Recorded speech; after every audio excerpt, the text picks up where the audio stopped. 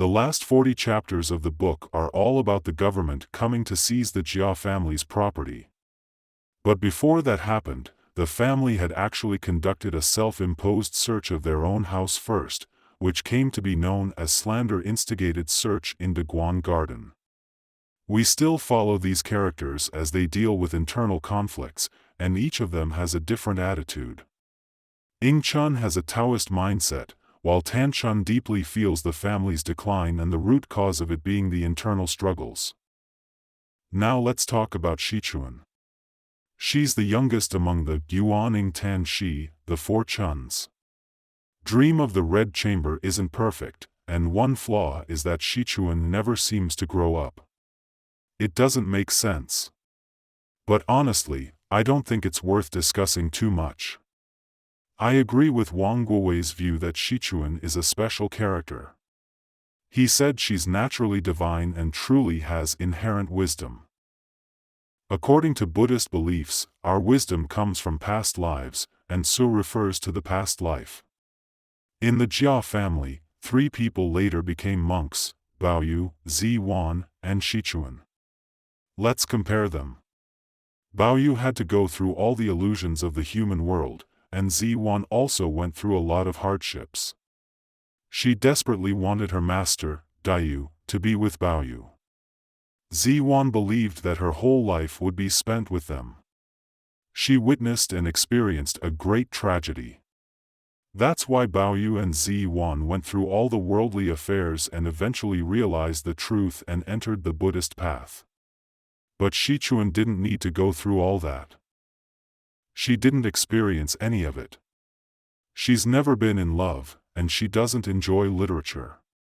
Poetry and essays are all about romance, but she prefers to meditate with Miaoyu and paint. That's her way of cultivating herself and her hobby. It's not that she can't write poetry, but she simply doesn't care for it. This just shows how extraordinary Xichun is. So, as we mentioned earlier, when they were searching the house, they also went through Ru Hua's room and found the stash of paintings and other stuff. Turns out, these were brought in by her brother's people from the Ning Palace and left with her for safekeeping. But, of course, this was against the rules, so Lady Yu scolded her, calling her confused. Then Xichun decided that she had to get rid of Ru Hua. As for how they deal with her, she didn't care, whether they killed, beat, or sold her, it was none of her business. When she said these cold words, the people around couldn't believe it. First, Ru Hua knelt down to beg for mercy, and the others around also joined in the plea. Let's read on carefully her conversation with Lady Yu, or Yu Shi, her sister-in-law. Xichun, though young, has a stubborn and aloof nature that is unwavering. No matter what others say, she is determined not to let Ru Hua stay and live with them. She says not only does she not want Ru Hua, but now that she is older, it is no longer appropriate for her to go to their side either. She says she will never go to the Ning Palace again in the future. Lady Yu then criticizes her, asking who has been gossiping about her, and tries to cover it up. She questions why Xichun, as a young lady, should be listening to such gossip, implying that it is Xichun's own fault. She then asks to hear Xichun's response. Xichun coldly replies that it is better for her as a young lady to avoid such disputes, rather than go looking for them. She says she is not afraid of Lady Yu's anger, and that there will always be public opinion, so there is no need to ask about it. She explains the old saying that in matters of good and evil, life and death, even between father and son there can be no assistance, how much more so between the two of them. Xichun says she only knows to protect herself, and from now on, they should not involve her in their matters. Yu Shi, after hearing those words, was both mad and amused, and said, "Everyone goes on about how this fourth miss is young and clueless, but I just can't buy it." Did you all hear what she just said? No rhyme or reason, no sense of propriety. Even though it's coming from a kid, it still sends shivers down your spine.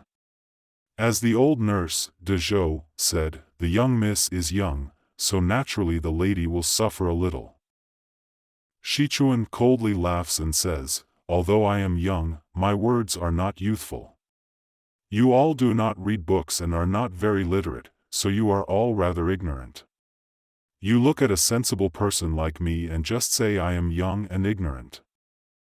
Lady Yu replies, "You are the top scholar, the champion, the first literary genius of all time. We are the ignorant ones, not as smart as you. How about that?" Xichun then says, "Just because someone is a top scholar, does that mean they cannot be ignorant? Even they have things they cannot fully comprehend." She used the word comprehend here.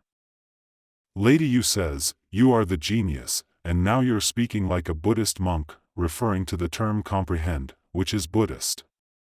Xichun responds, "If I do not comprehend, and I would not have wanted to let Ruhua go." This sentence is super important. It really shows us what Xichun is all about. Can you believe she doesn't understand human feelings at all? Doesn't she realize that as the boss, she should look out for her closest sidekick? Well, it's not that she doesn't get it. She actually thinks she's reached some kind of higher level of understanding, like she's on a whole different spiritual plane, you know, like those Buddhist folks. Does that even make sense? Well, if you think about it, it kinda does. If she were to save Ruhua just because it's the right thing to do, she'd know deep down that it's only a temporary fix. You can't guarantee someone's happiness for their whole life, because everyone's got their own destiny, right? Who can promise someone a lifetime of bliss? That's just not how the world works. You gotta save this person, but you can only do it for a little while, not forever. Xichun sees right through all that. She knows she can't control what happens to Ruhua in the long run. There ain't no superhero out there always to save the day. Regular folks don't usually have that kind of insight. We gotta admit, this is some next-level Buddhist state of mind she's got going on. Read what follows. Lady, you cannot help but say, "So you are a person with a cold heart and a cold mouth, cruel and vicious." Xichun wasted no time in firing back. The ancients have also said, if you cannot be a ruthless person, it is difficult to be a truly free and independent person. To cut off worldly attachments, one must have a ruthless heart to do so. But let's be real, how many of us can actually do that? Can we just easily cut off our family, friends, and everything we hold dear? I totally get where you're coming from, man. Even though I've read some Buddhist texts and know what we're supposed to let go of, it's damn hard to completely sever those ties. It all starts in the heart, you know? And what's the first thing you need? A ruthless attitude. But let's face it, being ruthless is easier said than done. We all care about our kids, and if we're parents, it's only natural to worry about them. That's the Confucian way. We have love and responsibility towards the next generation, right? Chinese people are all about looking out for the future. Now, imagine if you fully embrace Buddhism. How would you think then? In this life, we have this whole parent-child dynamic going on, right? We have this deep bond with our kids, but it's just a temporary connection. Impermanence, my dude. Everything is fleeting. In this life, they're your kids, but in the next life, you won't ever see them again. Does that make any sense to you? That's why Buddhism coming to China had its advantages. It kinda eased up on the attachments and concerns that Confucianism brought along.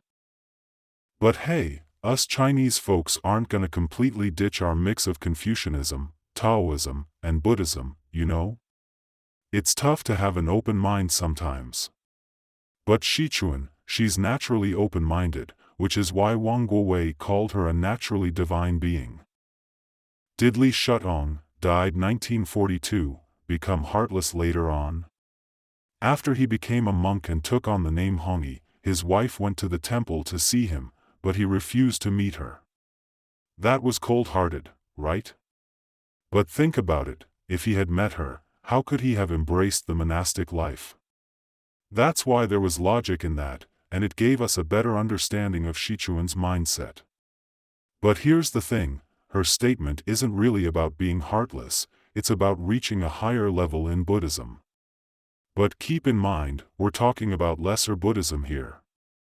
Lesser Buddhism focuses on personal liberation, while Mahayana Buddhism aims to save all beings and embodies great compassion. After hearing Xichun's words, Lady Yu had some reservations because of her own concerns, but she couldn't express them in front of Xichun, so she held back. This conversation between the two of them revealed the girl's different intellect.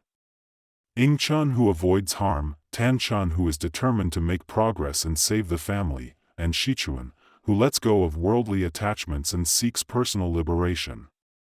Alright, let's continue with the comparison.